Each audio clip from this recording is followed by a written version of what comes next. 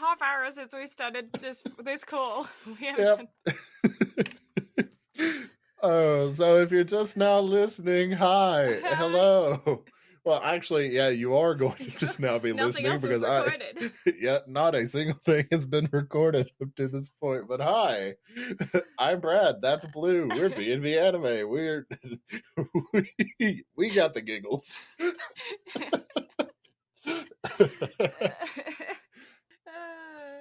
And as to why we're giggling, y'all will find out at some point in the future. At some point. Oh, it's going to be way in the future, but it'll be in the future. Don't you worry. Yeah. Is it still bleeding? I just took the band-aid off my finger, and it's properly filleted. I did a good job. I'm not sure whether to be proud or disappointed. I mean, I was so... Okay, so I have to tell a story again, because I told it to you already, but, you guys at home don't know. I was cleaning the espresso grinder today. Don't worry, it's not that kind of injury. I turned the grinder off. Okay. That's my biggest fear with cleaning those grinders. But I was trying to clean the hopper, but there's a flat metal lid thing, and there's a groove in the lid. I was going on a tangent about it earlier with Brad, because it's a big enough groove to where the beans can go in, but not big enough to where you can get a finger in to clean them out, or a cloth in or something. So it's ridiculous. Why? That's a huge flaw. Come on. So anyway, I was trying to get my finger in there and shoved a cloth down the groove. And as I slid my finger along the metal groove, I sliced my finger, which was fun. So I had a day of, luckily the grinder was empty. The hopper was empty because I was cleaning it. Otherwise all of those beans would have had to have been yeeted. Just go stand outside the shop, just throwing beans at people. This was my idea for Pride. I was we have so many espresso beans that expire because our company roasts their own beans at head office, right? And every now and again we'll get a shipment of beans in that we didn't order because they're try and sell them because they're going to expire in a week, you know? And because we have a thing of our beans are only roasted 2 weeks ahead of time, and that's why they're more expensive or whatever, you know. And so we get these big shipments of beans every now and again, and I'm why didn't they just save up all of the beans for the month of June and then dip them all in eco-friendly paint and then go on a Pride Parade float and just yeet beans? I'm have some biodegradable paint on your biodegradable beans, then you get confetti that doesn't ruin the environment. We love that. Everyone loves coffee beans. The place smells like coffee. It's great. Yeah, and you can use it to pelt the Amazon float. Yeah, I'm still mad about that. I'm Amazon, of all things, in the Pride Parade. It was so funny. I've never seen a group of people go from yeah to as quick as that. I was gonna say, hang on, I got something for this. Give me a moment. And yeah, and because I'm impulsive, I yelled at them, "We don't not like you. We don't like your boss." Because I felt really bad because these are just Amazon workers. These are just normal people that have a 9-to-5 or not even a 9-to-5 because they drive a delivery truck. These are just normal people, and I'm they're just trying to enjoy the parade like anybody else. But I'm also you work for Amazon. It's not you. You're normal people with a job. We don't give a shit about you in that sense. You're fine, but your company should not be here. It's not you. It's me. Mm-hmm. It's not you. It's Jeff Bezos. Oh, good old Jeffrey Bezos. Oh, Jeffy boy. Oh, Jeffy boy. What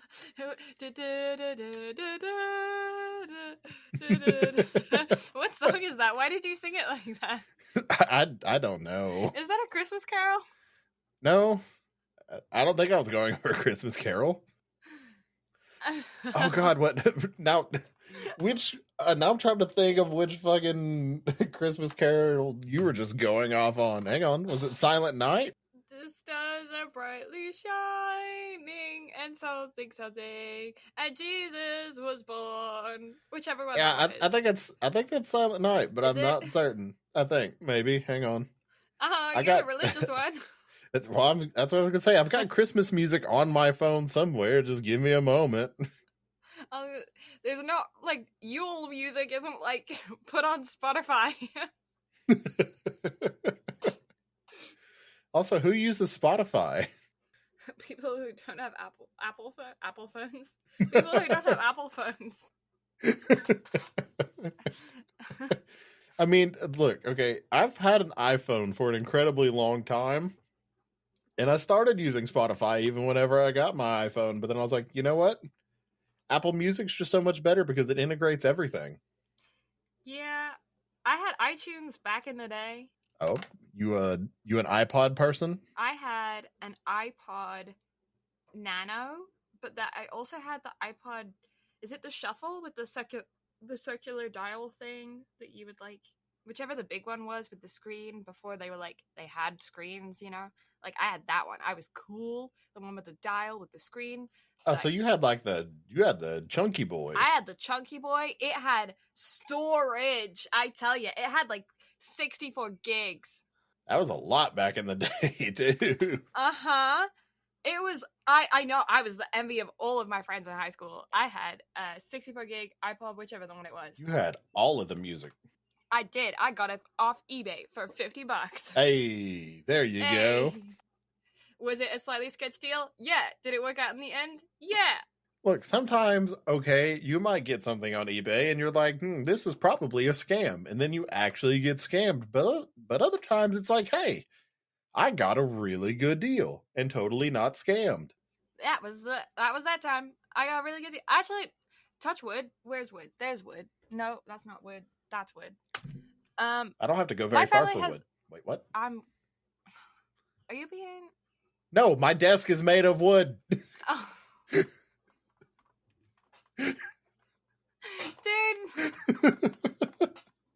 Don't make me ask questions. You're the one who went there. Hey. I haven't got one, okay? So I just get curious sometimes.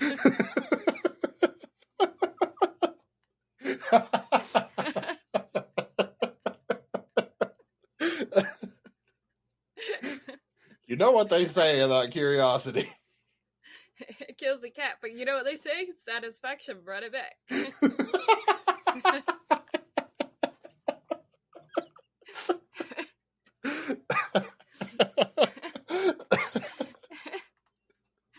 I'm sorry, I'm still half on buckets. Oh, the poor buckets. Or that poor economy. Anyway. Poor economy. Oh, nobody's going to get that. No. Not yet, anyway. This is how you guys will get to know how far in advance we record shit. Look, okay, we had a plan, all right? It got derailed, but then literally when does any of our plans ever not get derailed? Yeah, if it can go wrong for us and our business ventures, it definitely goes wrong. Yeah, like we were supposed to record this yesterday, but Toronto Power said, no thanks. Yeah, no. Toronto just decided to be like, nah, you guys don't need electricity. How long was your power out yesterday? Like a couple hours. Because we were supposed to get together and record at 5. I get a message from you at 4:30 being like, hey, so power's out. So I was like, oh, so Canada's not built to have good power, eh? Yeah. And then that was it. Like I was in the middle of watching WWE's Money in the Bank pay-per-view. Whenever you text me, so I'm like, cool, okay, I'll probably get almost finished with this pay-per-view whenever you get back to me. And then I ended up falling asleep. Yeah. Towards the end of the pay-per-view and woke up at like 7:30 and I was like, oh fuck. Oh no. Blue's probably messaged me wondering where I'm at. And then I look and I was like, oh, yeah, her power's still probably out. Uh-huh. Yeah. It was one of those things where it was like it would come back on for a second and I'd be like, oh, okay, we're good. And then I'd hear the fridge go and I'm like, oh shit. So, mate, all right, yesterday which I'm kind of, well, I can't say that I'm glad that we didn't record, but there was a point yesterday where I'm sure I would have been, because it was storming yesterday whenever we were supposed to be recording. And like right at around 6:00, the loudest thunderclap I have ever heard in my entire life went off, like right above the house. It shook shit to the point where shit was falling off of my dressers. Oh, jeez. And like I said, at that point, I was just laying in bed watching the pay-per-view, so I wasn't thinking of much. Yeah. But then as soon as that went off, and like how much it shook the house, I'm like, dear God, like if we had been recording, like I probably would have just destroyed my whole setup. I was gonna say, your computer would be done. Yeah, but no, like, and the thing about it is I was in my bedroom at that time, and anytime I'm in my room, I just have all the lights off. Just because I don't feel like dealing with bright light, especially if I'm staring at a screen. So I was like, I was just laying there. So that happened, and I was like, did that kill the power? Yeah. Because you would assume like that would have just fried the fucking power, especially if it was storming that bad. But no, I turned around and looked, and the alarm clock on my nightstand was just chilling, still on. I was like, oh, that's surprising. What is it, surge protector? You got some good ones. No, that is not plugged into a surge protector. Nothing in my bedroom is plugged into a surge protector. Oh. Everything in my office is plugged into surge protectors. Because I have spent way too much money on this setup to not protect it all. Yep. Oh, too bad my PC's out of warranty now. I should probably get a new one soon. Yeah. Hey, we've been trying to reach you about your PC's extended warranty. You know the amount of people that call a cafe and they're like, hey, would you just mind completing the survey, and or your internet needs to be upgraded? I'm like, this is a cafe. Like, you think I know how to do this? Like, call head office. We get calls all the time at work being like, hey, you've been pre-approved for like a $50,000 business loan. And I'm like, we are a multi-billion-dollar Fortune 200 company. Yeah. We don't need your loan of $50,000. I need your loan of $50,000. Yeah. But this store does not. Right? Or it's like, would you mind completing this information thing about the local government? We want to figure out how many people are in your household. I'm like, household? Dude, about 25 right now? Like, give or take? Oh, 4 just left. Okay. Like, they're all dependents of me. Give me that tax write-off. Okay, thanks. Yeah, absolutely. Yeah. I have a whole bunch of children, and most of them are way older than me. It's okay. Stranger things have happened. Yeah. Can I have their college funds now, please? Listen, the trust that's in all of their names, I need those. Yeah. Trust me with it. Oh. Okay. Buckets. Oshinoko? Yeah, we haven't even remotely talked about what we're going to be discussing today. However, we have already done an episode on this, at least on the first episode, because it deserved it. Of an episode. Yes. Yeah, because the first episode. It deserved it. Look, that first episode is a phenomenal feature-length film that shattered my soul. Were you really going to start that with phenomenal? Because that was a long F. Yes. No. I wasn't. I've been like, fucking good shit, my guy. Look, I try to expand my vocabulary more than just fuck, shit, damn, bitch. I mean, it doesn't work. You got wanker and piss pot and tosser and bollocks, and there's more. Look, that is your upbringing. None of those words have anything to do with me and my typical everyday language. However, so we're out of good bollocks. It's fun. So yesterday, again, going back to the whole watching Money in the Bank, so it was live from the O2 Arena in London. The amount of times I got to hear the crowd shout wanker was hilarious. Yeah, it's funny. Yeah, just hearing that shouted at people. And like it was the entire arena, like 20,000 people shouting it. I was like, oh, that's funny. That's real funny. Have you seen the "We Want Our Dick Back" sports, like the football game clip? No. Okay.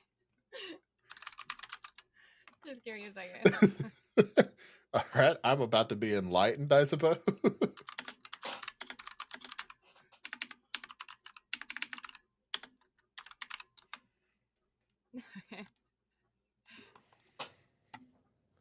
This is so irrelevant to everyone at home, but it's funny. It's all right. It's not about to be irrelevant to me. Oh.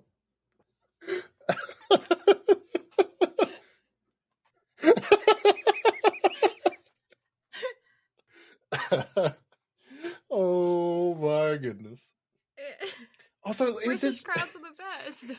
Is it just a common thing to take, for one, inflatable dicks to football games? Like, I don't really think so. I was going to say, is that a commonality? But also, the amount of massive dildos that you see, like, towards the front row of that clip. Like, there's 3 different people with, like, giant floppy dicks that are just sitting there waving around in the air.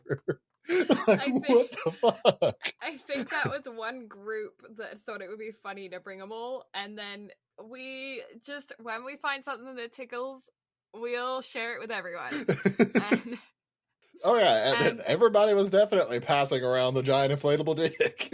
Yeah. And because there's like certain tunes at football games that like you can swap out the words for really easy and everyone knows the tune. Uh-huh. And so that kind of thing happens all the time where you'll get like somebody just like screaming out and then everyone automatically, as soon as they figure out what they're saying, they know what to say. Makes sense. So then you end up with "We Want Our Dicks Back." Oh, and that bald security man was just like, he was not having it. No. Oh. Yeah. Even like how he was like waving it at the crowd, like, no, y'all ain't getting this dick back. You're not getting it back. Should I tweet it? Yes.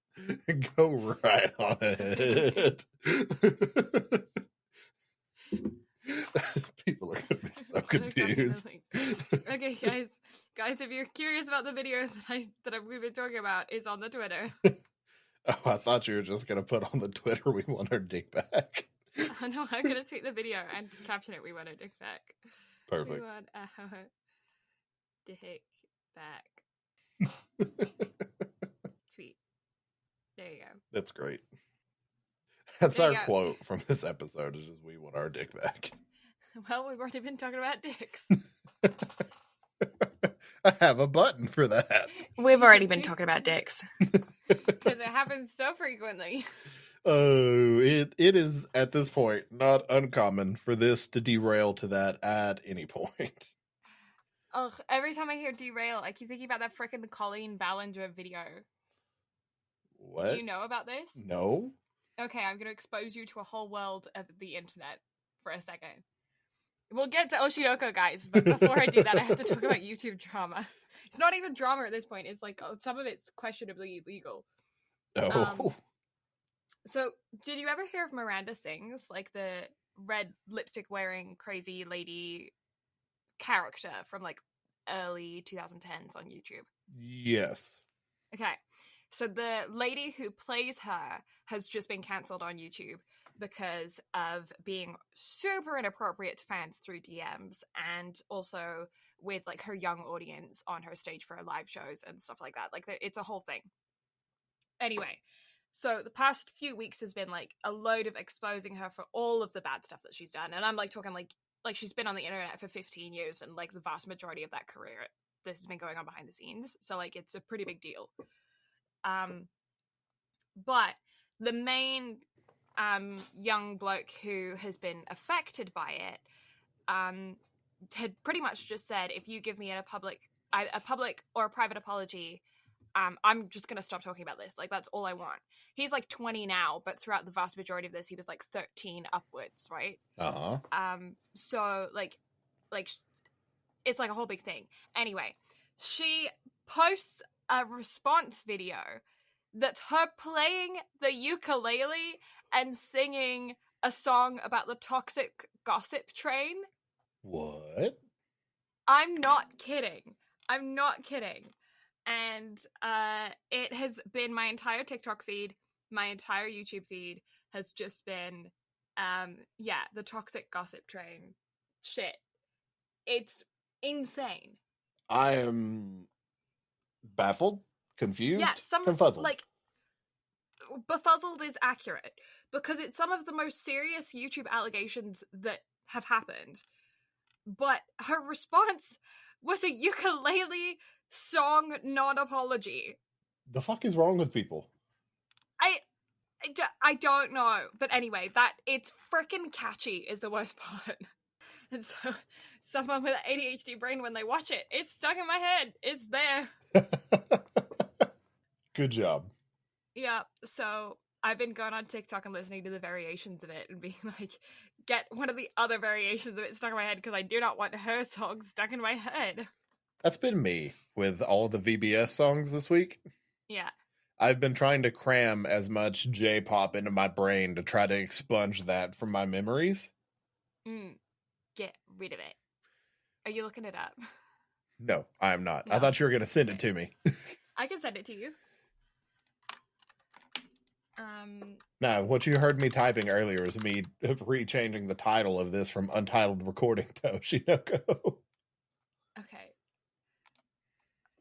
Share. Because it just... It's like 10 minutes long, but you don't need to watch the whole thing. Because I can just update the title to... stuck in your head too. We want our dicks like, back. This is it. YouTube. Top comment. This is painfully millennial. So many comments have been deleted because most of the comments are like, what the fuck? What the fuck am I listening to? Uh-huh. Alrighty then. Uh-huh. Okay. Yeah, that's a thing. Yep. Like, I just don't get it. I don't either. Narcissism, you know? Oh, 100%. The whole time I was listening to that, I was like, this sounds like gaslighting. Uh-huh. And, like, the thing about it is like, there's, like, thousands of screenshots. Like it's almost, I mean, allegedly, irrefutable at this point. Mm-hmm. Like, and the fact that there's no, like, the things that she says in the video that gets me the most is, like, I'm just gonna respond with the facts, but presents not a single point. Yeah, like, it's literally just like, hey, this is not what you should do. Yeah. Like, don't be toxic and gossip whenever you're not presenting, like, anything that shows, like, who is or is not in the wrong. It's just you're building a false narrative with, like, no proof to back it up. Yeah. And I'm like, okay, you want to present the facts. Like, what are they then? Can I see them? like, yeah. Okay, cool. But yeah, anyway, so that has been my life on the internet for the past, like, week or so. My life on the internet for the past week has been Oshinoko. I feel like my life on the internet for the past week or so is an anime. Like, that's an isekai somewhere. Most likely, it is a light novel being adapted into an anime at some point, somewhere. Yeah. It's like my life on the internet. No, it's going to be my life in the internet for a week or something. Probably. And then it's just going to be an isekai, but it only takes place over a week. And then he gets yeeted back in the real world. And then the second season is trying to get back into the isekai world. That's actually a freaking cool idea. Why do we never get isekais where they get yeeted back and then have to struggle to get back to the other one because they realize that they actually really like it there and want to go home? And that's their home now. Have you never watched a reverse isekai before? Oh no, I have, yeah. but like I want somebody to, like, go into a place and then come back as opposed to just, like, go from a place to here. Oh no, like, there are reverse isekai like that. Then it's like, oh, I want to go back. Oh. I'm going to have to expose you to some stuff while you're on bed rest over the next... I feel like I've watched them. I just feel like I've filtered them because I watch so much isekai content that, like, they all blend. They really do. Like, outside of the select few that are actually very good. Yeah. Isekai is just isekai. There's got to be a gimmick somehow. And, like, I think that's why I remember... What is it? Wise Man's Grandchild, I remember, A, because it was our first episode, but B, because it had, like, a really solid, like, established romance to it. I think it was Wise Man's Grandchild that had that.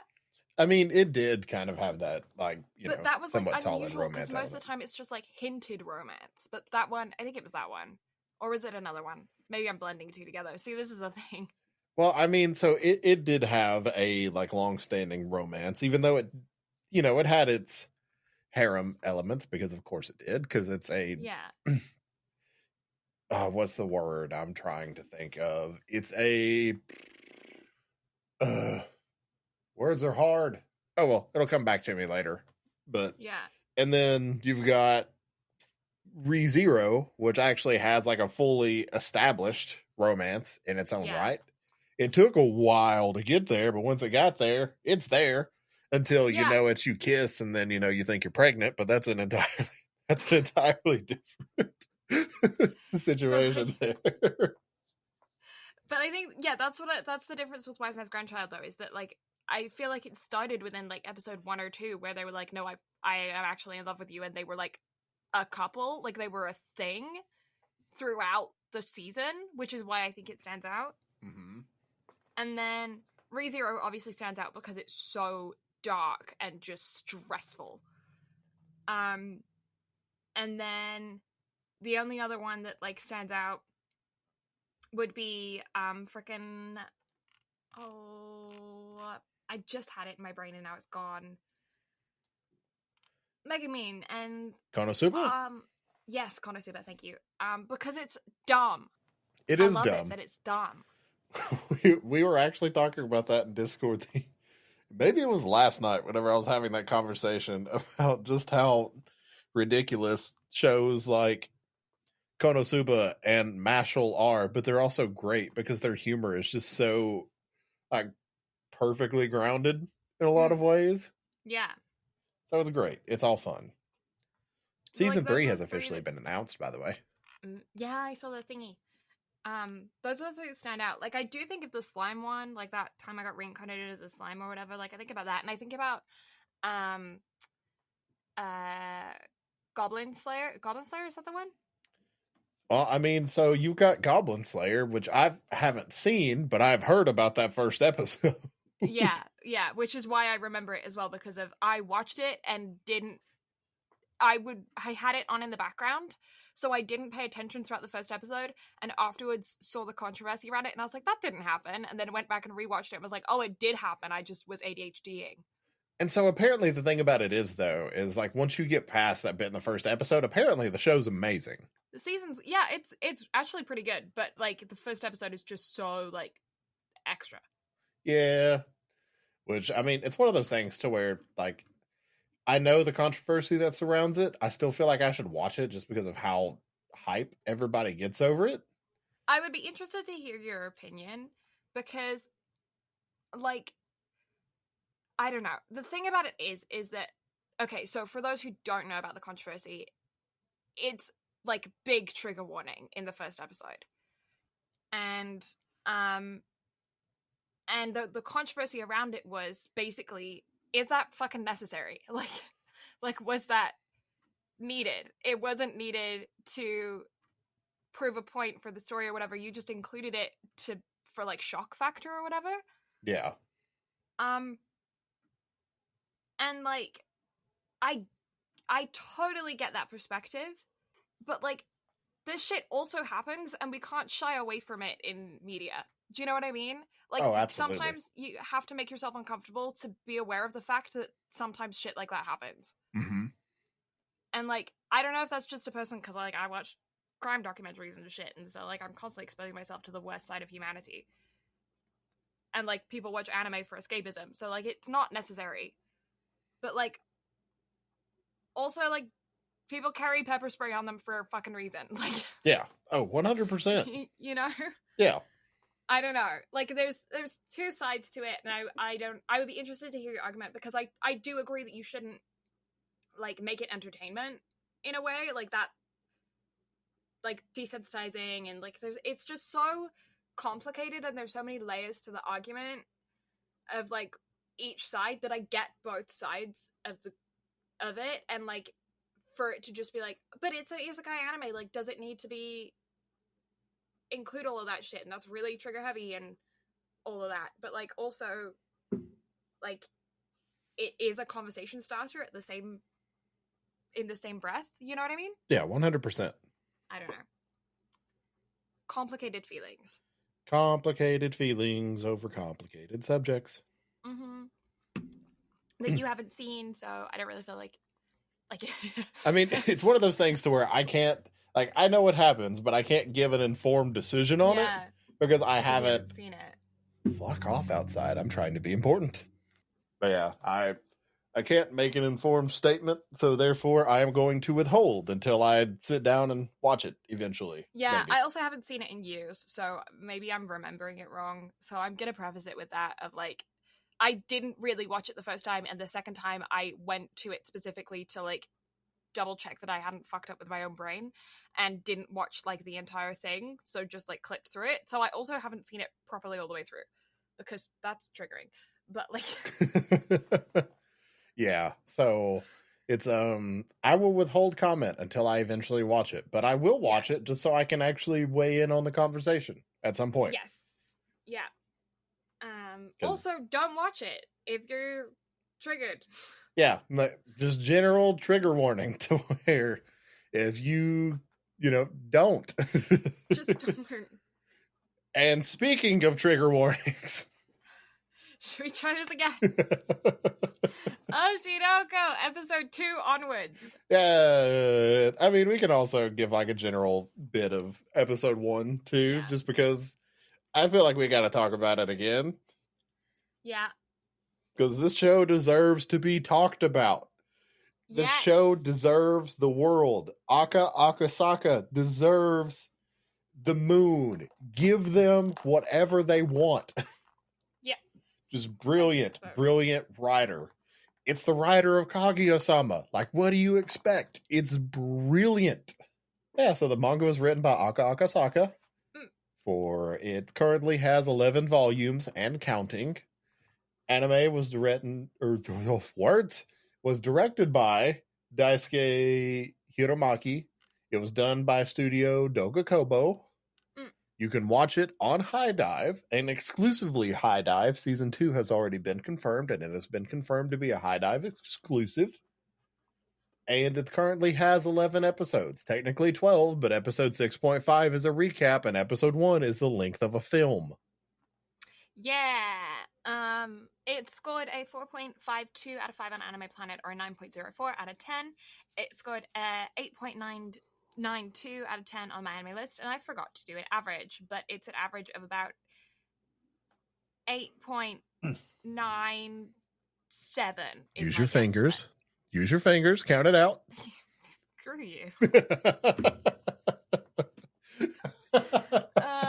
Oh, that's another conversation that happened before we recorded the podcast.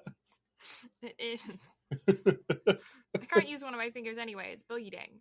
That's what you get for flapping your finger. That's what I get for trying to do my job. It's okay though. I've had a very similar experience, just not with a grinder. It was a meat cutting saw.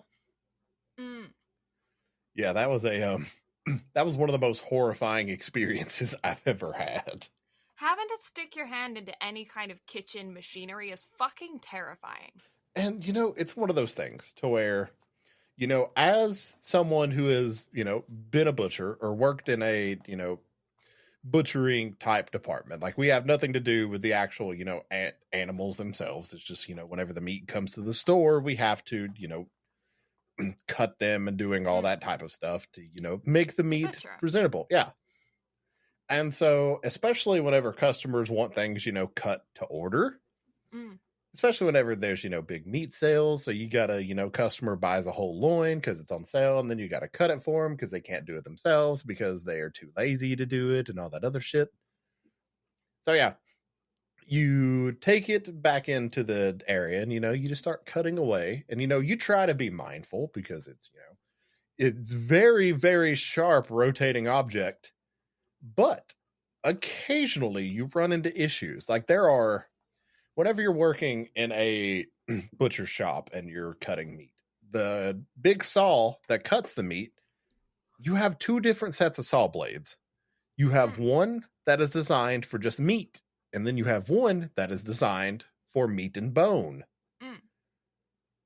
Bone is a very hard substrate. Mm-hmm. And so occasionally, whenever you're cutting it, the saw blade likes to jump and cause the meat to jump. Yeah. Well, immediately following that, it continues to cut again. Yeah. So at one point, it jumped and it caught my finger. Now, thankfully, I got it out of the way pretty much immediately and, disinfected my hand and all that because it was raw pork. Yeah. So thankfully, it wasn't chicken. Otherwise, I might have lost a hand. Who knows? But no, it was still pork. So I'm like, oh no, for one, we got to trash this entire loaf because it has essence of Brad covering it. Yeah. And I probably would have taken the loin home because it's my blood. What's the worst that could happen? But the customer obviously doesn't want it. Self-contaminants. Yeah. If anything, I should get a discount. Let me take the loin home for free because I'll take an entire pork loin. Oh, but yeah, so that was how I flapped my finger. Yeah. Yeah, I freaking hate it. I hate cleaning the hoppers. I mean, the hoppers they're very safe. Like they have like plastic caps on them to keep the blades away and stuff. It still fucking terrifies me. I mean, it makes sense. Anytime there is machinery, like it should be treated with the utmost respect. Because obviously there's warning labels on it for a reason. And it's one of those things to where, once you're in an industry for long enough, you kind of become desensitized to those warnings. And especially in the business that I'm in now, where we throw paint in a shaker that rotates the single gallon cans really, really, really, really, really, really quick. Yeah. So, it clearly states, do not stick hand in here. Yeah. Do you think anybody actually listens to that? No, you stick your hand on top of the gallon to get it to slow down and stop spinning so you can take the gallon out. Yeah. And all it does is save you like 2 seconds, but it's something that you do. And it is very clearly wrong because those safety, everything that has a warning label has that warning label because somebody they did not have the common sense to not stick their hand or something else where it doesn't belong. Yeah, that's me with bones at the cafe. Like, I'm just so, like, non-fussed about burns. But, like, burns don't always show up as bad as they are on the day that you do them. No. Typically, they show up worse later on down the road. Yeah, so I'm like, I'll, like, pour, like, scalding water all down my arm or something, and I'm like, it's fine. Don't document it, which is really bad. I know I should. But I'm like, it'll be fine. And then, like, I get home and I'm like, oh, shit.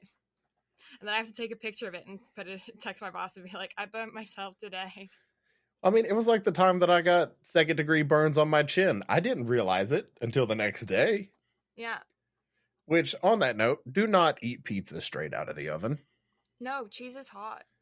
And it doesn't stick well. No. And tomato sauce that you put underneath it is sugar-based. So if you get the tomato sauce stuck underneath the hot melted cheese slides off, sticks to the hot sugar-based tomato sauce that sticks on your face, dude, no. Yeah, no, I learned my lesson. Yeah. For a very short period of time, but I learned my lesson. Yeah, that's like me. I learned my lesson not to fill the teacups all the way to the top. I still do it. Listen, all right, if I don't take my food and have to go, then there's something wrong with me. I saw a video of like someone talking about their icks, and they were like, if somebody does that more than 3 times, ick. They blew on their food more than 3 times, ick. But Wait, if they blow on their food or if they... I think there was both of them. First of all, if they blow on their food more than 3 times, ick. And then if they put their food in their mouth, like, ick. I mean, it's one of those things where I realize everybody has like a different temperature tolerance whenever it comes to things. Like, most women prefer their showers to be hotter than the fucking sun because it reminds them of hell, I guess. I don't know. Yeah. Whereas men, like, we're big babies. Like, just barely above medium to where it's like not cold, just a little bit of warm. Like, that's perfect. I tell you why. It's because society makes our skin thicker. Hey! Uh-huh, yeah. Fuck the patriarchy. But then I know, like, most dudes are, like, more than happy to where the second food comes out of the oven, i.e. me and other people, will just, like, grab and shove it in our mouth. To where, like, I don't think I have nerves. Show their sensitivity in the shower. Fuck the patriarchy. That was a good one. That was You gotta good. give me that one. Yeah, I'll give you props. Hang on. Wait, I got this. I got just the button. And...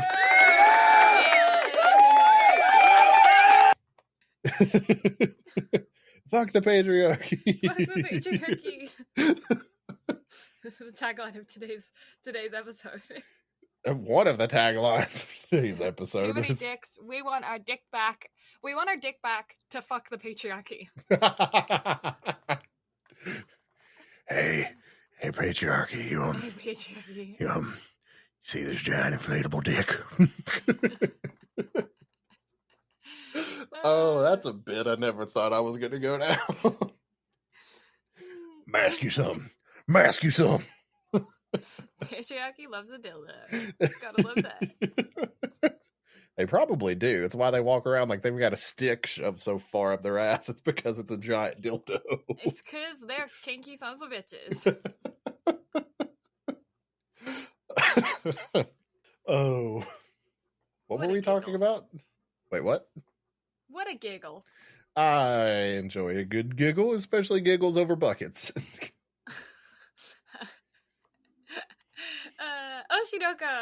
Oshinoko. Oh, take it away. Yeah, so background is about, it's just about, well, the first episode is mainly about this idol, who is at the height of the entry to her career, I guess. Like, this is the first time that she's kind of established herself as like a proper idol in the world and is on a really good trajectory to do big things. But oh no, she is pregunte. Perginat. Pregnant. Can get pregante? Such a good video. It's so good. So she is Perginat with the twins, and the first episode is about her and them, and just kind of establishing and set up. And like Brad said, it is like feature film length. If you want to know more about that first episode, we did a whole episode on it when it first dropped a little while ago, so go back in our episodes and listen to that before you listen to this one. That way you won't get any spoilers for the rest of the season, but spoilers for that first episode.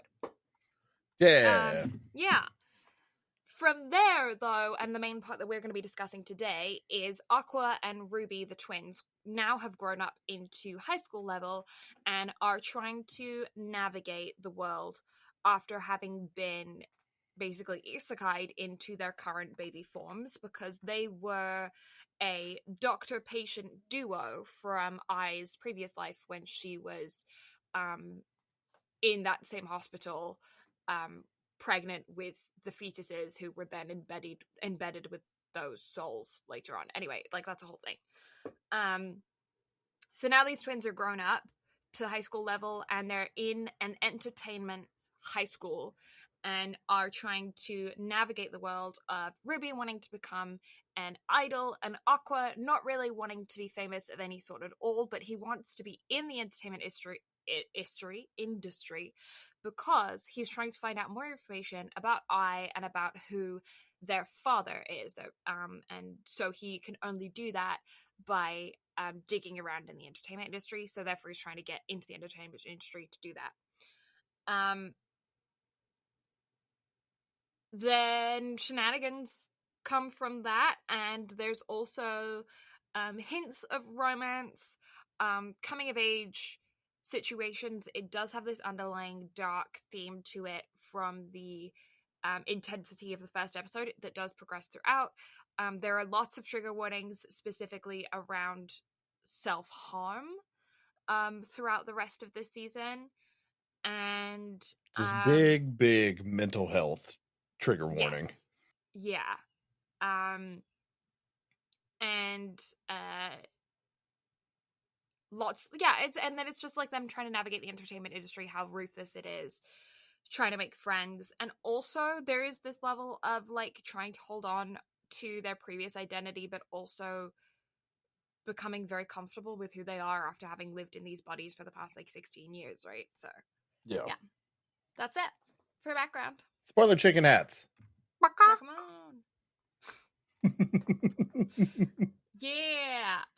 Yeah, big trigger warnings for everything that happens with Akane. Huge trigger warnings. Like, I was sitting at work watching that episode, and I was fucking crying. Yeah. Because I've been down that road. Like, I've been down that road multiple times. So that hit fucking hard just because that's real. That's something that is, and I don't have enough words to describe like the way that this show takes such a real subjective look at the entertainment industry and all of the effects that it has on an individual. And again, like, all this goes back to all the list of, trigger warnings and stuff that come with that type of stuff. But I mean, stalking, harassment, and just overall, like, just hardcore emotional abuse that people in the entertainment industry, like even people at our level, have gotten. And it's only that much more, personified whenever you get to the level of like what's shown in this show. Like, it is baffling to see that, and it's just such a different and real take on it, and just, oh my goodness, poor Akane. Yeah, and I mean, like, I witnessed that on a smaller scale actually when I was in my teens, because I was in the modeling industry, right, from 16 through 20, and I was never big on social media because that wasn't what I wanted, and I actually didn't want to be a model in general. But there was quite a few girls who had like big social media platforms, and they used that to enhance themselves in their modeling career. I did more behind the scenes stuff and a lot of networking to get to where they were at. They were able to do it just because they were able to get in the door because they were like, I have 100,000 followers on Instagram or whatever, Yeah. And these girls were like 16, 17, and they were doing like LA Fashion Week and stuff. And like, it's legit, like how like you would get the directors of like a fashion show or whatever would just come up to them, get them to unlock their phones, take their phones from them, and post to their social media advertising their show. Like, they would just take their phone from them. And like, I remember like having to step in and be like, oh, actually our agency does that, which is a complete lie. Like, you have to contact our agency to get a hold of their social media profile. Like, because they would just like force you into a position where they would just take your identity and shape it to the way that they wanted it, to profit them. And like, these 16, 17-year-olds didn't have the backbone because they were so young, and these people there was a huge power dynamic there. Like, they were the contractor to them. They wanted to work in the modeling industry. They wanted to be in the fashion show. This was the director of the fashion show. They were also, there's an age difference and usually a gender difference, because the directors were usually male, who would come in and take the phones and just I remember seeing that, like they'd just take the phone, open their Instagram, post the fashion show links and whatever they wanted on their Instagram, and then just give them back their phone and be like, you have to keep that up while you're doing the show for the next 72 hours or whatever. And it's like, that's not contracted. That's not legal. Like, that's not part of any of this.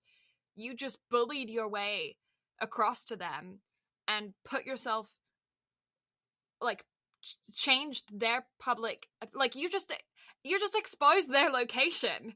Like, you just doxed them. Oh, yeah. Like, because of your own whatever, because you wanted to advertise people to come to the show without offering any kind of security to these young teens who have hundreds of thousands of followers on Instagram, that now their entire Instagram fan base know that they're going to be in this fashion show, and they've got to get to and from in what, like an Uber? Like, what are you doing? Yeah, and it's the show, like, brings light to all of that. Yeah. And it even talks about how directors will, and just that industry in general, will exploit the ignorance of younger individuals just because they can. Yeah.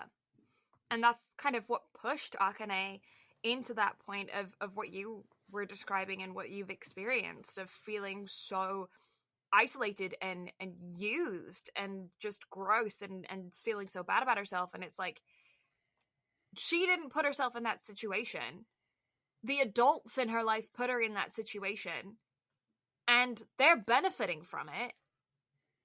And she's the one that's left feeling so gross about herself. Mm-hmm. And it's, it's one thing to where, like, I can sit here and confidently say, as someone that has been, down that road, down that path, and still has, moments of weakness that still pertains to that particular subject.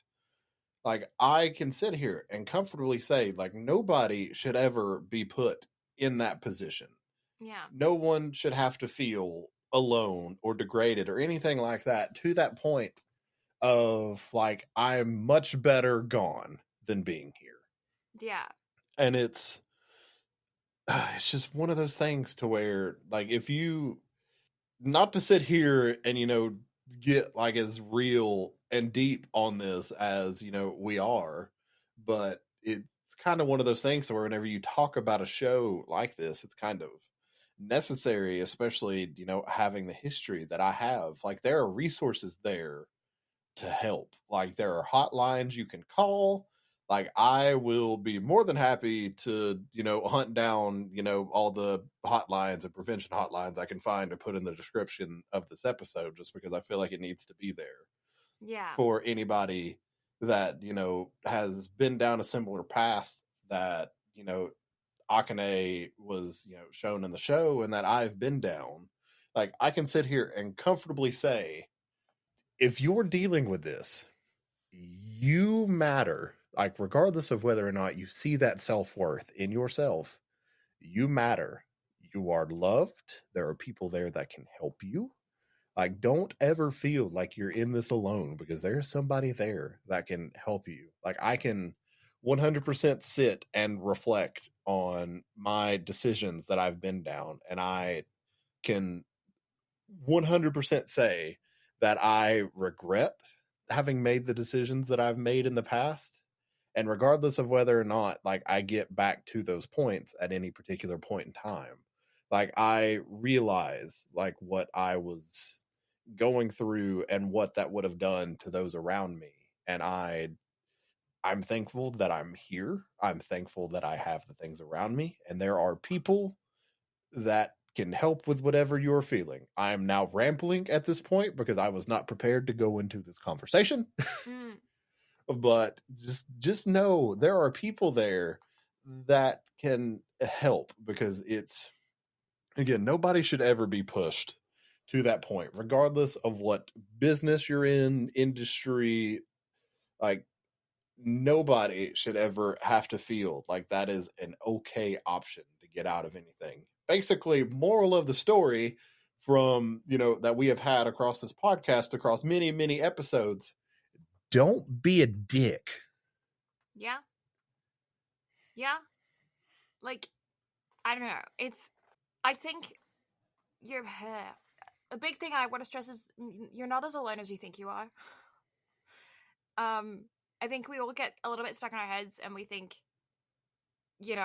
and also, like, you're not going to piss off your friends by reaching out and asking for help. They're not going to get mad at you. They're not going to be upset with you. They're not going to be disappointed in you or like too busy for you. Or if they are, they're not good friends and you shouldn't be around them. Like, people that care about you want to help you because they care about you. Same way that you want to help your friends. So, and chosen family is just as important as blood family. Exactly. And if not, even more so in some areas. Yeah. Like, I realize the whole saying of, blood is thicker than water, but that's only part of that whole saying. The actual saying is the blood of the covenant is thicker than the water of the womb. Yeah. Because the bonds that we create with people, especially if they are like true bonds with someone, like those, like your chosen family can mean just as much, if not more, than, your actual family, depending upon, the relationship that you have with people.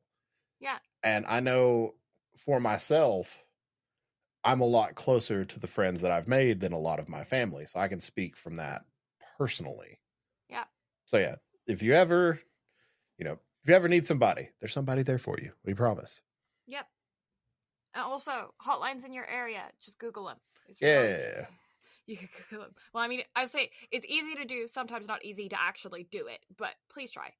Yeah, like if you're ever to that point, like reach out to somebody, please.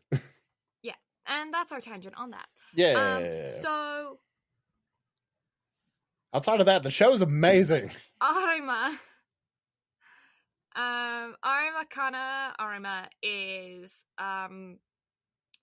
she's kind of the main supporting character of the show. Yeah, pretty much for the like vast majority of the show. Like once she's reintroduced, like she and the president's wife, who becomes like Aqua and Ruby's adoptive mother, like those are the main two supporting casts in the show. Yeah. And Arima is kind of the love interest for Aqua, and this is where lines blur and my brain doesn't quite know how to process this, because Aqua is like 40 years old mentally, but it is literally said within the show that the longer he stays in Aqua's body, the more he becomes Aqua. Like, he becomes a 16-year-old. His hormones go the same way. His life experience is still bigger, but like his maturity like levels out to a 16-year-old. Like so like it's one of those things of like there is a romance kind of thing brewing there, but I don't know how to feel about it. Yeah, I get that. Yeah. Because, like, I'm watching it and I'm like, oh my god, just get together already. Like, you guys are cute together and I'm so frustrated that you're not together. And then in the back, like, a tiny little bit in the back of my head, I'm like, this is his second life. He's actually a 40-year-old doctor. Like, so, you know what I mean? And my brain goes, oh, but I get that they did go to explain it to be like, the more he's in Aqua's body, the more he just becomes Aqua, you know? And I, like, from an actual character writing perspective, too, like, that makes a lot of sense. Yeah. Because at one point or another, like, it even kind of explains it off a little bit in the first episode as well, just because, like, even though, like, he has an adult's mind, like, he's still a child. And, like, that... in emotions and temperament and maturity, yeah. Yeah, so it, like, just because of a lot of those chemical imbalances and everything, that can alter the brain, like the overall like physical like functions and everything. Yeah. So it becomes more like he has the memories of an adult, but still it's like, yeah, I feel like it's like the equivalent of him gaining somebody else's memories as opposed to actually being somebody else in a different person's body. If that makes sense. Yeah. I almost feel like, too, because I don't have confirmation on this because I did not do any amount of research. But if Goru's voice actor is the same as Aqua's, because they don't sound the same. No, they're different. So if they had kept Goru's voice actor for Aqua, then I probably would have definitely been leaning a lot more with you on that fact. Yeah. Because it would have felt a lot creepier if that were the case. Yeah, that was a smart switch for them to have them different. Since they changed voice actors, I guess that thought never even really crept into my mind. Yeah. Because also, at the end of the day, too, like, at least up to this point in the show, Aqua has no, like, love interest for Kana at all. Yeah. Because all he wants to do is use everybody in his way so he can find his father and then kill him. Yeah. And that's why I feel like I don't know how I feel about this. Because it does, like, everything with Aqua as a character's behavior feels like that of a 16-year-old. Like, he doesn't feel like a 45-year-old in a 16-year-old's body doing things. Like, he's being a little dumb and a little mischievous and a little selfish and, like, impulsive and all of the kinds of things you expect from a 16-year-old character. He's just doing it with the same kind of level of vendetta that you get with protagonist anime characters with dead parents, you know? Like, there's, like, he doesn't feel old. Oh, 100%. Yeah, and so I feel like it's easier to forget his origin, but I'm so cursed by anime and by media in general of, like, he was a 75-year-old man in a hot 22-year-old's body. She was freshly 16. You know? That it's like I'm so, like, I mean, literally Twilight. Like, I'm used to that. Like, yeah, like, it's a very strange level of... Yeah. I can't think of the right word for it. Yeah. That's just where my brain's at today. Yeah, and, like, I just don't know how I feel about it at the end of the day. Like, it's fun in a fantasy, and it's escapism and comedy and whatever, but, like, this is a show that's trying to approach serious subjects, but they're trying to approach serious subjects with a questionable subject intertwined in it, and I don't know if that necessarily benefits the show, but the writing of the show is generally very good. So, like, you know what I'm saying? I'm like, is it a thing of, like, you're trying to approach serious subjects where children are being preyed upon, but you have a questionable thing about the fact that there's, like, an older dude and a teenager in a romance, but also they're not really, because he doesn't have any feelings for her, but she's crushing on him, so that makes it one way, which is kind of okay, but we see where it's going.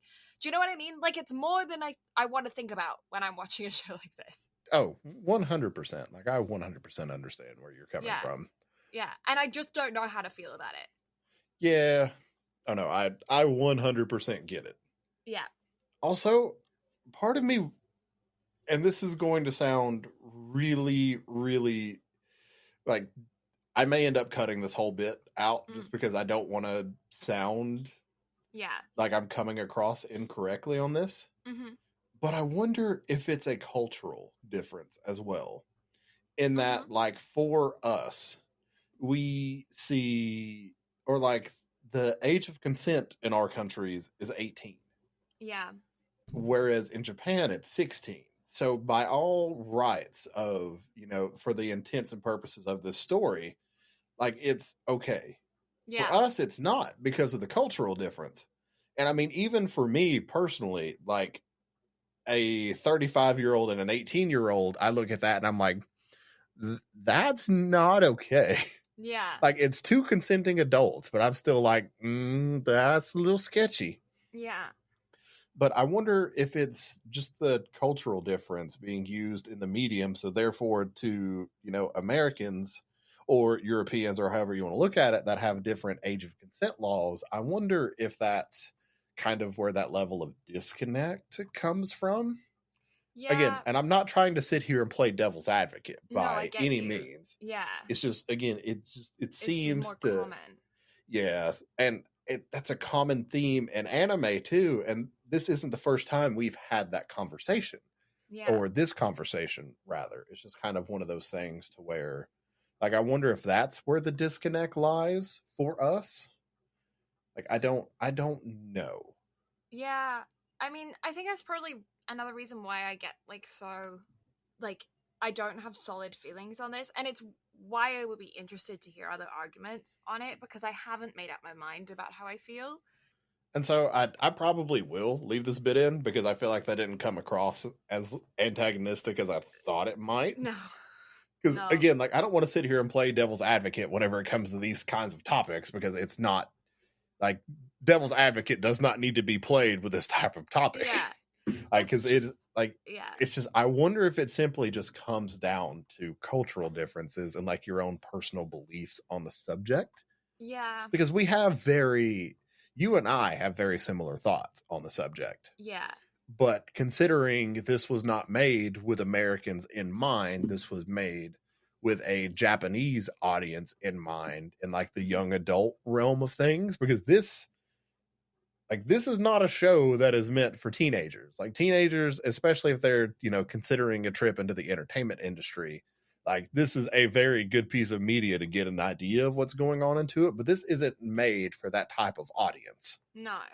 Yeah, I mean, both you and I are also pretty opinionated on things like this. Like, we're not quiet people when it comes to subjects that we have thoughts on. Yeah. It's literally why we made a podcast of it, because we think we're listenable enough for you guys to pay attention to what we have to say. I don't know. It's just like, I don't know. It's just, there's so many thoughts and feelings around it. And I, like, part of me just does understand that it takes time for media to, like, catch up to where society is in understanding. Mm-hmm. And obviously different countries travel at different paces as well. And I don't know if I'm just, like, being on a soapbox and, like, being too much, and, like, also, for thousands of years, stories have happened where there have been large age gaps, or she was a virginal woman with complete intense purity, and he was a fairy prince, like, that's, like, pretty much every single Celtic legend ever, Yeah. Like, so, like, it's, and part of it, it's just a story. Is it that big of a deal? But also, like, when I'm watching it, I think that's the thing, is, like, coming at it from an entertainment perspective. Whenever I'm watching the show, I'm enjoying myself. And then every time Kana and Aqua kind of have a scene where it's, like, she's projecting romantic feelings on him, or he's having a moment where he's, like, slowly coming into his emotions because he's very emotionally distant or something, this little voice just pops up in the back of my head and it just goes, he's 50, And that brings me out of the story, which is a negative for the entertainment factor of the show, which is disappointing because in general the show is incredibly entertaining.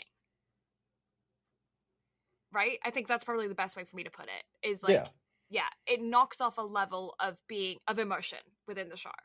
Mm. Because I just go, he's 50.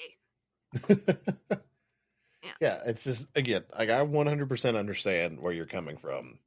And so it is, like, it's a very strange thing to look at, especially considering, like, going into this, like, we both know, like, whenever we sat down to, start watching this on a week-to-week basis together, before we sat down to watch this, like, we knew we were going to be covering it as well. Yeah. So therefore, we're taking mental notes as we go along. Yeah. So I feel like that type of stuff is a lot more prevalent to us now. Yeah. Because if we had watched something like this, if we had watched something like this 3 years ago before we actually started BnB Anime, it would have been nowhere. The thought still probably would have creeped in our head, but we wouldn't be nearly as analytical about it as we are now, to where now it's like, okay, that's weird, we need to talk about it, rather than it just being a, just a little teeny tiny voice in the back of our head, like, that's, and I think it's just part of our analytical brains too that, has a tendency to draw a line between the entertainment and the real life ramifications of this. But it goes back to the conversation we had about Kaguya-sama on the last episode of the film, or I guess 4 episode like part of a season, where Aka Akasaka is it seems to be like leaning more towards like a slightly more progressive side of things. Yeah. Like even like, cause we both noticed the rainbow love whenever they went to America at the end of that episode. Yeah. So it's like slowly progressing, or like, showing a more progressive side of things in anime. Mm-hmm. So I wonder if ever like that side of, I guess culture will come to Japan. Yeah, well, I mean, the more that anime becomes mainstream here in North America and in Europe and Australia and places, the more that they are going to target different animes to a broader audience of an international basis, right? Because, like, all throughout our early anime experience, anime's sole target audience was Japan. They didn't give a shit about international viewers because we were such a small fan base in comparison. We made them so little money because, like, even with merchandise and stuff, we wouldn't necessarily buy merchandise that was being funded by the anime studios because we would want an English version or a fan-made version or something, or we would literally make our own because it wasn't possible for us to either get our hands on it, import fees were too high, whatever. We didn't want it in, we wanted it in English or whatever, Like, okay, there were a select group of people that would spend hundreds of dollars on figurines and get them shipped, especially from Japan and stuff, but, like, that's not the average anime viewer internationally was able to afford that. Or if you were able to afford it, you would get like maybe 1 or 2 or, a year, because they're expensive, especially back then. Like, you were spending hundreds of dollars to buy them and get them shipped. And so they weren't making much profit from us at all. Like, we were watching Naruto in 24 parts per episode on YouTube, 3 minutes per episode or whatever, like 3 minutes per like section. Like, in 400 like pixels. Like, we were doing the most to be able to watch any kind of anime that we could. Now, however, it's a totally different story. International anime audiences have skyrocketed. They're able to advertise anime internationally so well. Animes are going on cinema tours. They're like having actual proper release dates internationally. They're having like dub release dates. They're having like merch drops and pop-up shops here in Toronto and stuff in the city and around in other big places. Like, it's way more of a thing internationally, and therefore it makes it more, there's more of a reason for anime studios to find things that are more generally palatable for the wider anime viewing audience, meaning that things that are seen as societally incorrect outside of Japan, or like at least questionable outside of Japan, that aren't necessarily questionable or are less questionable in Japan, are going to become less appealing for them to put in the anime because they're going to want to expose it to an international audience. And especially with somebody's yelling. Are they yelling or are they fucking? Because we've heard the stories about your neighbors. I think it's the latter. I'm just gonna put my headphones back on.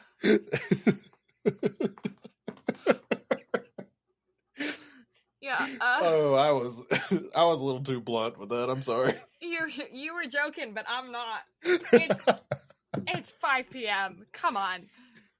I mean, okay. Would you rather them be?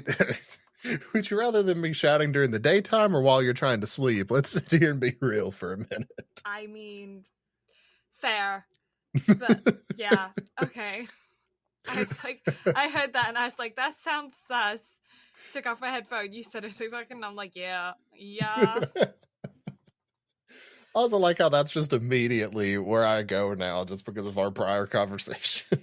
I mean, God, Bree's gonna listen to this episode and be like, Carter, you did not. Yeah, I did. Yeah. Well, I really did you didn't shout do nothing that out. My neighbors aren't already doing, so you know.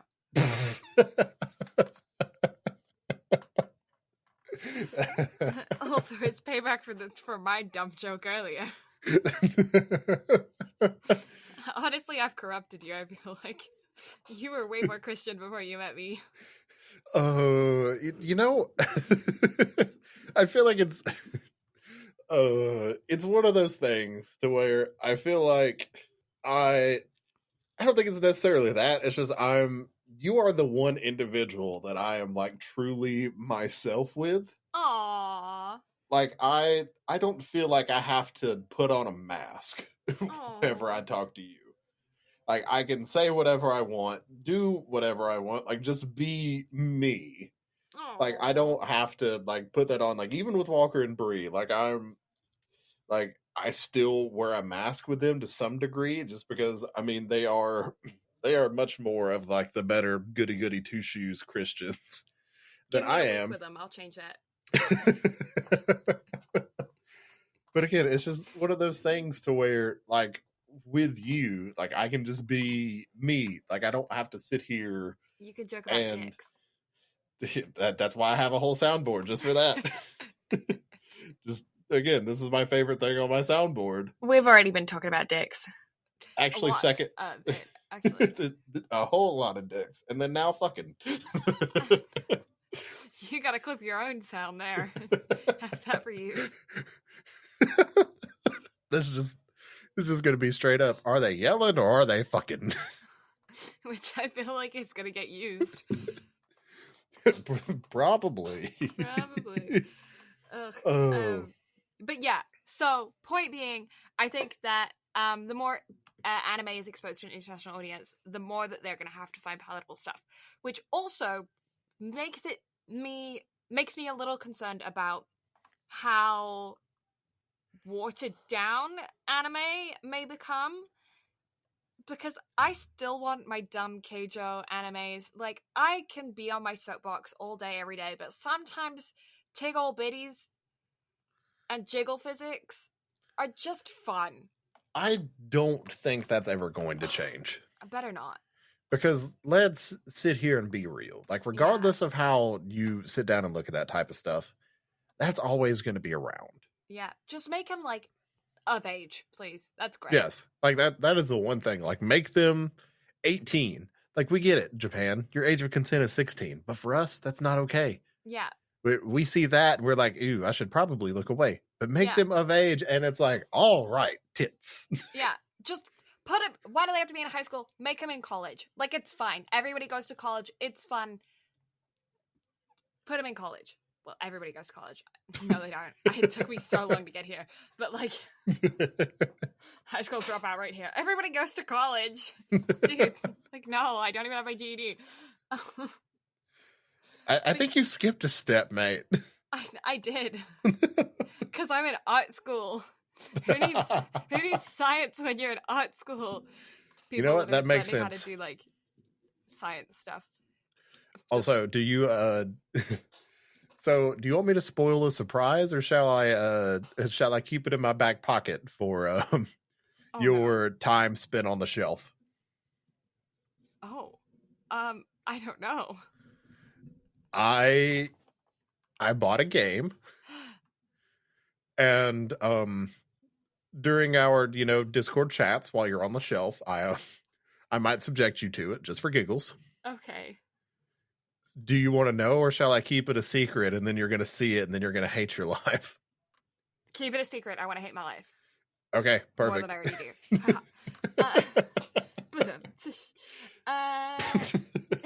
do. Same. I mean, what? I mean, huh? What? No. Okay. Yeah. Then we have Mem. Let's move on. New character, Mem. If there is one character that we relate to the most, it's Mem. Too old to do anything. That whole bit about her lying about her age. Yeah. That was great. That was enjoyable. Yep. And being an internet weirdo. Who would do such a thing? Who would do such a thing? Who lives on the internet? I feel like that's become my go-to bit anytime there's even remotely anything pertaining to us. Like, who would do such a thing? Like with the whole Chihaya bit? Like, who the fuck would watch an anime about cards? Who would give a shit? No one would give a shit about an anime about cards. They especially wouldn't build an entire friendship around an anime about cards. They especially wouldn't then start a podcast about an anime about cards that they then don't actually ever feature on the podcast, even though they've built their entire friendship and podcast around an anime about cards. Because literally, hey, you should watch this. Okay, I'll watch this. Then I'll watch it. It's like, okay, we should talk about this. Okay, we've talked about it. We should start a podcast talking about anime. Yeah. Want to be besties? Did we just become best friends? Did we just become besties? Don't you put your balls on my drum set? I wish I had balls to put on your drum set. I want to learn how to play the drums. Do you even have a drum set? No. The church has a drum set. No. Wow, that's so cool, church. The only church I've ever known had like an organ. No, we've got like a a mechanical keyboard. You got a Yamaha in the back. They're just sitting up there during worship. All you hear is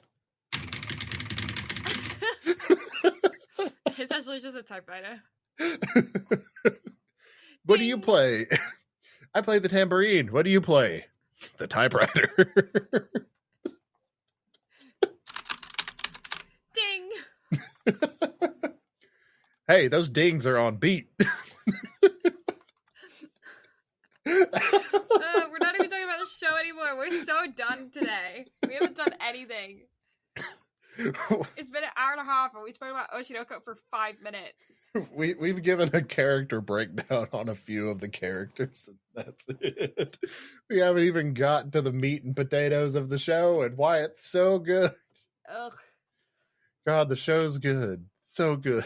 Please go watch it. It's worth the High Dive subscription. Yeah, it goes into details more about the entertainment industry and why it's shitty. It also goes into like building a idol group and why that's shitty. It also goes into being a child actor and why that's shitty. It also goes into still the two of them don't know that each other knew each other in their previous life. They also haven't told anybody that I is their parent. Ruby also then gets her spotlight moment towards the very end. Aqua is slowly but also quite rapidly becoming a very successful actor. What else? I love how Aqua's like, I don't want to be an actor, and then he fucking kills everything that he's in. Yep. Just by being himself. He's got a producer that's like solidly backing him and moving things around behind the scenes to make him a really good actor that he doesn't even realize is happening. Bruh, I cannot wait for season 2. Like, yeah. I have to see the stage play arc. Yeah, which is gonna so we've got Kana and Akane are both gonna be in a stage play with Aqua. They're also love rivals, but Aqua doesn't really know that. But they're also professional rivals because they were both child actors. Kana was a really successful child actor, Akane wasn't. Akane is now a really successful actor, but Kana isn't, and has fallen off. And so now the two of them have this rivalry that they're going to go up against with Aqua in this big stage play. But at the same time, Kana is also in a idol group with Ruby and Mem, and they just had their first performance that didn't go so well until it went really well. And now there's a fan that is like, like Ruby looks like like that's really cool. And like they're slowly building their platform. So shit's happening. Aqua also has now got a connection into the theater in which I was when she was suspected to have found the person who she fell in love with. So we're learning more, slowly developing more, getting further, but also a lot of this season, towards the end of this season, was just building around Ruby being an idol. I mean, essentially, yeah, it was Aqua making connections and Ruby becoming an idol. Yeah. And even though the show is like very centered around Aqua, like Aqua is very clearly the main character. Yeah. Like Ruby's not a slouch whenever it comes to screen time. Yeah, they really are, like, they're fully heavily playing on the twin thing. Like they're pretty equal. It's just that Aqua is like has so much more depth to what he's trying to do. Ruby is just more of a surface level character. And that's not a bad thing because she is the relief in the show. Like she is the innocence that Aqua is trying to protect, that I tried to protect. And she is the continuation of I, and almost a fire behind Aqua to continue going. Like he is keeping things, he's keeping doing his research, he's looking more into what happened to I, he's trying to find their dad, and that flame is being kept alive because of Ruby, because Ruby is reminding Aqua of I, and because he also cares about Ruby deeply, and wants her to succeed and wants her to fulfill the dream that I had for her of being an idol. But at the same time, he's also stumbling into fulfilling the dream that I had for him of being a successful actor, because he's acting to fulfill his sleuthing to find out more what happened to her, but he's also just being very good at it and becoming very successful. And it's a very interesting trio of like tumbling through this scenario. Yes. Yeah. I am excited for the second season. The first episode was really, really, really solid, and the rest of the season had a lot to hold up against to try and continue on, like, holding a pillar to what the first episode was. And I think for the most part they did a pretty darn good job. Some episodes, nothing much happened, and like I remember we were watching an episode together and we finished the episode and I just said, nothing fucking happened that whole episode. I think it was episode 10, I think. Yeah. It was either episode 9 or 10. Yeah, which is a little frustrating because I want more content, but I also do understand how there just did need to be more setup for the second season. And I think by that point, it had already been approved that the second season was happening. Like, the second season has already been approved because of the success of this first season. And I think it was probably been approved since a fair few weeks ago. So I think they were specifically creating the anime in a way to where they were building up for what is to come. 100%. And also, I feel like it was just another one of those things, too, that we're like, okay, Aka Akasaka, we've got a solid writer, so therefore we have plenty to go off of. So it's just going to be a lot of setup. Just for things to come. And I'll be able to speak more on this as I get deeper into the manga, because I'm not past episode 3 in the manga as of yet, but I'll get there. By the time we sit down and record an episode fresh that's not going to be backlogged, I'll be caught up on the manga. Yeah. I will be able to give all of my thoughts in a non-spoiler way on how I think they were setting things up. Because there are like a little bit more tidbits here and there throughout the manga up to this point, to where it seems like there's a lot more like subtle setup than anything. But at the same time, man, the show was a blast. Yeah, it's really fun, and I'm definitely wanting more from it. We just gotta wait now. Yeah. Also, OP and ED, both fucking bangers. Yeah. So our OP is Idol by Yoasobi, and the ED is Mephisto by Zio Vachi? Or Queen Bee. Yeah. So good. I can't say that. Yeah. So what do you give it? The death grip that it has on me says 10, but I'm going to go with a 9.5. Because your analytical brain kicked in. Yeah, analytical brain was like, this weird tension between Aqua and Kana, very strange, so I'm going to knock off half a point, but realistically, the show's amazing. Yeah, and the thing is like, there's a difference between, like, I just really enjoyed it compared to how do I morally feel about it. Yeah, like, and For entertainment factor, it's definitely really, really up there. Yeah, like as far as entertainment factor goes, I would change nothing about this show. Like, it hits all of the notes that I could ever want a show to hit, like on an emotional level. Like, I've cried multiple times throughout this, and we all know I am a bubble-blowing baby bitch whenever it comes to animes and making me cry and how I feel about it as far as ratings go after the fact. Yeah. I am going to give it an 8. Reason being, yes, it made me watch it week to week, which I very much appreciate.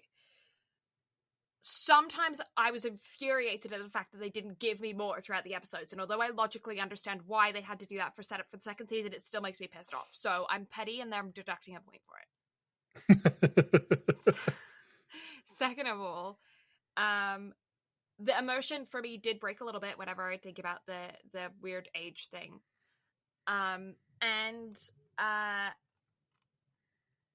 Also, I want more depth to Ruby. And I think that's going to come later. And I'm excited for when it does happen later, because we do have a lot of trauma for her, like with the hospital trauma of her in her previous life. And I think that could make a resurgence, or like we could see more to her. But right now, like Serena, her previous life has a lot of depth. Ruby is still pretty shallow because she hasn't tapped into that depth yet. And because she is such an important character to Aqua, I want more from her. And I think that's something that I'm just going to have to wait to get. And I'm excited for when I do get it. But it's something that I was looking for in this season and didn't quite get. So it's like more of a, like, I'm knocking off a little bit because I'm impatient and I want it now. Yeah, it's okay though. Yeah. You'll get there, maybe. Yeah. So I'm excited for the second season. Yes. I hope it's the beginning of next year. If I had to take a guess, considering it's been announced, I will say we'll probably get it spring or summer of next year. I hope it's spring. Depending on how long it's been in production, I'd say we can probably figure on potentially spring. Yeah. But I guess we'll see. We'll see. Just depends on how busy Doga Kobo gets. Yeah. But all right. With that, shall we wrap the bitch up? Let's wrap this bitch up. All right. So thank you all so much for listening. Blue and I greatly appreciate it. Do we have next week's episode figured out? What are we doing? Next week's episode is going to be probably one of our pre-recorded episodes because I'm having surgery. Oh, wait. We have something scheduled for next week. Do we? Yeah, that's the last episode we have scheduled, I think. Let me just double check. Because we're doing 2 recordings. Now 3 recordings next week. Sorry, next week is my last week at work, so yes. And then the following week I'm having surgery. Yeah, so next week, Konosuba, the Megumin spinoff. Yeah. Because we couldn't get away from talking about Konosuba and then not talking about Konosuba. We're going to talk about Konosuba. Yeah, and then after that, we've got pre-recorded stuff to go. Yep. And so on that, I think we've got... Oh, God, what do we have? We have things. Yeah, we have things. So it'll come out in some order. We've got Makoto Shinkai planned. We've got a special thing planned for our new spin-off thing, although I'm kind of tempted to push that off, considering now, thanks to recording troubles, I don't know when I'm actually going to drop the episode, but it's fine. Everything's okay. We'll figure it out. We have plans. Yeah. So Megumin spin-off next week, and outside of that, we'll catch you all next time. Love you. Bye-bye.